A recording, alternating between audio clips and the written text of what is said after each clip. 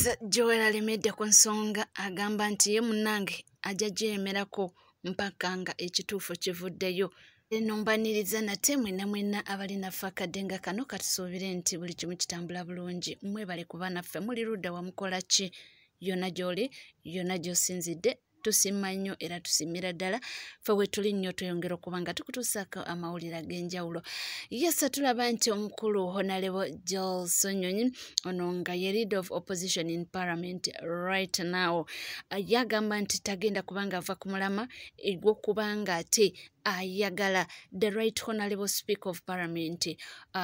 Honorable Anita Among nti bannange ajje abe nga accountinga ku muliri gw'ensimbi guno gwe boogerako guno nti eyo nsimbi y'omusolo. Naye agamba nti ekyewunyisa nti omukyalo ono buli omuntu oluvaayo n'abanga ayogera ku kintu ky'essente oba corruption oba okubulinkanya kw'essente ekwo omudidi ogwo gwe boogerako awo mu palamenti ogutambudde awo ogutayinaako mbalirira mb'ateekawo ensonga. Infact yatuuse n'okumurimindinga nti watuuka luli n'oba n'ensonga nga Honorable Rebecca Kadaka ng'omugombyemu obwala nti omukyala nga talina kyakkoze naye nga nti essaawa eno oliko buli akugambako nti ampalana tanjagala era biki agambye nze sifuddeeyo. Oba onaayogera ki? Oba onaalumbaani kati nti nze kyenjagala kiri kimu kyokka jangu okauntinge oba otuwe embalirira y'omudidi gw'ensimbi ogwo. Actually atuuse n'okuwa example n'agamba nti lumu ye yali agenda okulaba omukulu Honorable Sigirinya Muhammad eri e Nairobi nti naye kyewuunyisa nti yamalayo nnaku lumu naye yagenda okusanga nga bamuwadde ssente facilitation ya nnaku 4 ate ye amazeyo olunaku lumu. Bw'anaabasaba essente ezo baddakitingeko ez'olunaku olumu ez'ennaku 4-3 ezatakozesezza bazizeeyo kubanga ye yali tazikoze eki.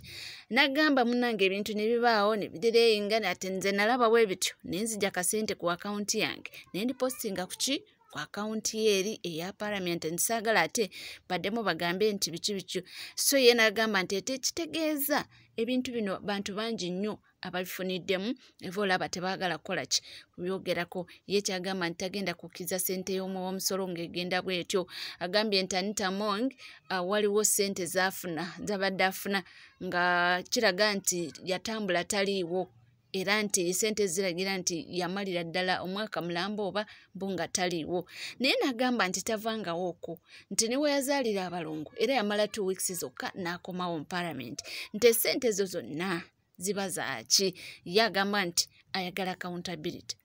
keetoonye kagwake ajje annyonnyole essente zo. Naye agambye nti ekyewuunyisa kyekyo nti buli woyogera ku ssente eyo oba ku accountability awo ne bajjayo bampalana tebanjagala mu ntebe era waliwo abanwanyisa era biki. N'agamba nze teri akulwanyisa ffe twagala mazima nawenkanya gwekola ebintu byo mu bulambulukufu olabe bwa waliwo agenda okutabaala ku mirimu gyo. So simanyi oba binaagwa bitya oba binaakomenkerezebwa bitya naye nga mbu essente nnyingi ezigenda mu maaso awo naye nga zonna omukyalo oyo the right honorable speaker of parliament azimanyiko naye kyeva olaba tayagala bakole ki bazoogereko. Era nga tuvuddeko eyo ku kintu ky'essente kyennyini tulaba nti omukulembeze w'ekibiina kya National Unity Platform omukulu w'ekitiibwa atasobya mukulu His Excellency Robert Kyagulanyi Ssentamu yavuddeyo n'agamba nti ebintu bya Uganda byewunyisa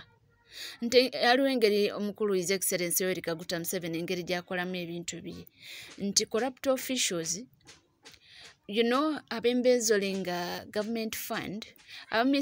misusing public offices nti ate abo omukulu His Excellency Yoweri Kaguta Museveni mbu baayagalira ddala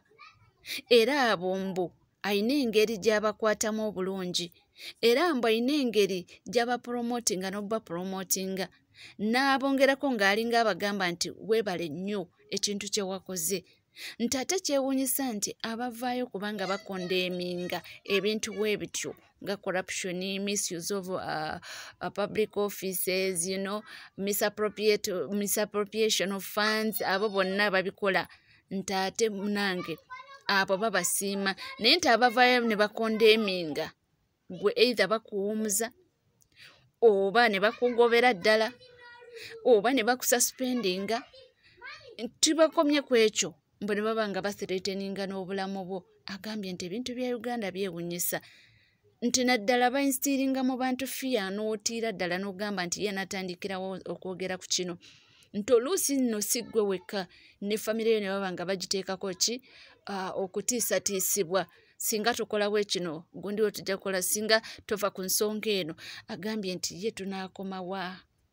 nti ye tunaalwanyisa tutya obuli bw'enguzi ng'ate abakulemberamu okuba nga bali enguzi oba abakulemberamu okuba nga bonoona ssente y'omusolo abakulemberamu okuba nga ofiisi zaabwe bazikozesa obubi lwakuba be bali ku toopu nga be babiibiita nga beebo Museveni baabiibiita beebo bayongera bapromotinga beebo kwegamba bayongera okulaga nti kibakola kirungi nnyo nti ye abange musuubira nti waliwo anaavaayo kubanga akondeminga ensonga egyo kubanga nti buli ayogerako bakutiisatiisa wovuddeyo okwogerako nti gwe tukutuuzizza wezivuddeyo okwogerako nti tukususpendinze nti ate tetukomye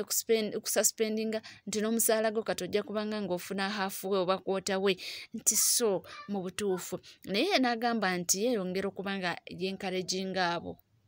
abo abavaayo nga tebatidde nti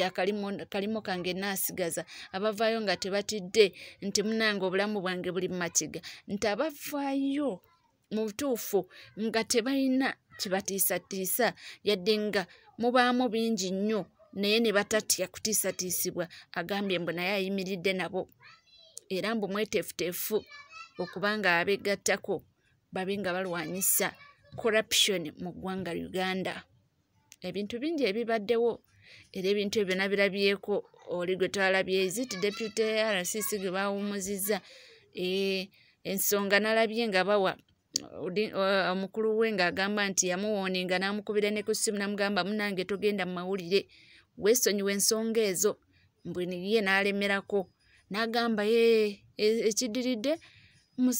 muwadde suspension namugambye atuuleko awo wansi ate gundi ye ngyongezezaayo ekinaddirira interdiction okitegedde so nti ekyo kireka abantu ki mu kutya muntu n'agamba n'atandikirawa ate akalimu kange nkeetaaga nyina famire y'okulabirira nti bino ebintu ebyo ebisinze okubanga abantu batya n'agamba kansirike kyonna kye kiri. Yes, tukyali wamu era nga tukyatambula wamu omukutu guli gumu gwokka NCK TV webale kubanga oli naffe webale kutambula naffe ffe wetulinnya obuterevu mangi nnyo amawulire tujja kubanga tugakutuusaako era bingi nnyo ebigenda mu maaso waneeno mu ggwanga Uganda tulina okubanga ate tudde eddokolo mu maaso tujja kubanga tugabaleetera gatambudde gatya gagenda gatya ye kati biri bitya nze naawe sigala naffe tovaawo amawulire mangi nnyo tukoma mu maaso awo n'amalala mangi nnyo.